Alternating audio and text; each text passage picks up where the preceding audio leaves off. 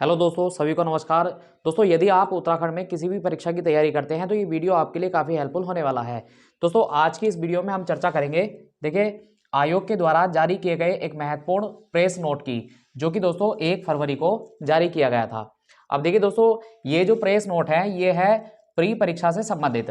दोस्तों, जो भी आपकी प्रारंभिक परीक्षाएं होती हैं सभी एग्जामों में, उससे संबंधित ये महत्वपूर्ण सूचना है। तो आप उत्तराखंड में अगर किसी भी एग्जाम की तैयारी करते हैं तो ये वीडियो आपके लिए काफ़ी हेल्पफुल होने वाला है।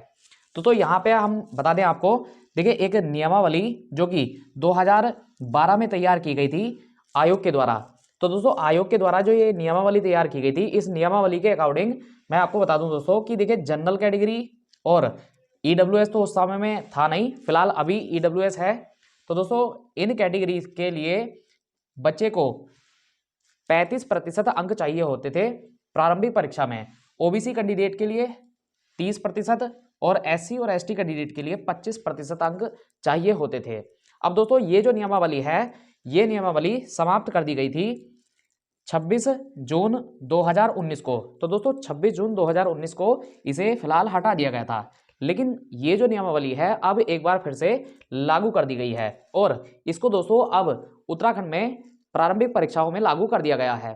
तो यदि आप उत्तराखंड में कोई भी परीक्षा देने जा रहे हैं और उसके यदि 2 स्टेज हैं या 3 स्टेज हैं, तो दोस्तों आपकी जो प्रारंभिक परीक्षा होगी, जो पहली परीक्षा होगी, उसमें आपको, यदि आप जनरल कैटेगरी या ईडब्ल्यूएस से संबंधित हैं, तो आपको प्रारंभिक परीक्षा में सेकंड परीक्षा में भाग लेने के लिए दोस्तों 35% अंक पास के लिए चाहिए होंगे।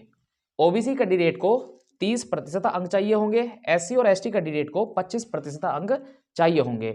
अब दोस्तों देखिए, यहाँ पे हम बात कर लेते हैं कि कहां पर इनका असर पड़ेगा। तो देखिए, क्या असर इसका पड़ने वाला है दोस्तों, यदि अगर मैं बात करूं तो देखिए, उत्तराखंड में जो लोअर पीसीएस की परीक्षा होती है, जो आपकी पीसीएस की परीक्षा होती है, और इसके अलावा प्रोफेसर रैंक पर जो आपकी तमाम सारी परीक्षाएं होती हैं, इन सभी परीक्षाओं में दोस्तों अगर मैं बात करूं तो यहां बच्चे को बहुत बड़ा नुकसान होगा इसको पुनः लागू करने से। क्योंकि दोस्तों देखिए, यहां पे अगर बात करें तो यदि 26 जून 2019 में जब इसे हटा दिया गया था और उसके बाद से आयोग ने जो भी परीक्षाएं कराई हैं, तो उसमें क्या था कि उसमें न्यूनतम अंक लाने वाले बच्चे को भी मुख्य परीक्षा में बैठने का अवसर मिलता था। अब दोस्तों इस प्रावधान को हटा दिया है। अब इसमें मैं आपको बता दूं कि देखिए, अगर आप जनरल कैटेगरी और ईडब्ल्यूएस से हैं तो 35% अंक यदि अगर नहीं लेके आते तो आप मुख्य परीक्षा में नहीं बैठ सकते हैं। इसके अलावा दोस्तों, यदि देखिए, जो आपकी उत्तराखंड में तमाम सारी परीक्षाएं फोर्स रैंक की होती हैं, जैसे आपका फॉरेस्ट गार्ड हो गया, पुलिस की परीक्षा हो गई, उत्तराखंड में पुलिस एसआई की परीक्षा हो गई, इन परीक्षाओं में यदि आप भाग लेने जा रहे हैं और दोस्तों यदि आपका पहले पेपर हो जाता है, तो पेपर अगर पहले होगा तो भी आपको क्या होगा, इस प्रोसेस के लागू होने से दिक्कतों का सामना करना पड़ सकता है। वो इसलिए दोस्तों कि देखिए, अगर पहले पेपर हुआ तो पेपर में आपने यदि अगर इतने अंक नहीं पाए हैं तो आप फिजिकल के लिए फिर एलिजिबल नहीं होंगे।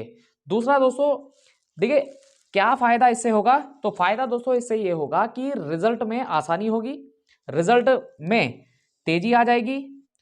जब मुख्य परीक्षा में कम बच्चे बैठेंगे तो मुख्य परीक्षा में कम बच्चों के आने के कारण से रिजल्ट का डाटा जल्दी तैयार कराया जा सकता है और रिजल्ट को जल्दी अनाउंसमेंट किया जा सकता है। तो दोस्तों आप देख सकते हैं कि जो ये प्रावधान फिलहाल लागू किया गया है, इसके क्या असर पड़ने वाले हैं।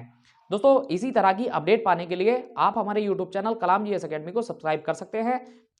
कोई भी दोस्तों अगर आपकी समस्या है तो आप कमेंट करके हमसे पूछ सकते हैं। आप सभी लोगों का बहुत बहुत धन्यवाद।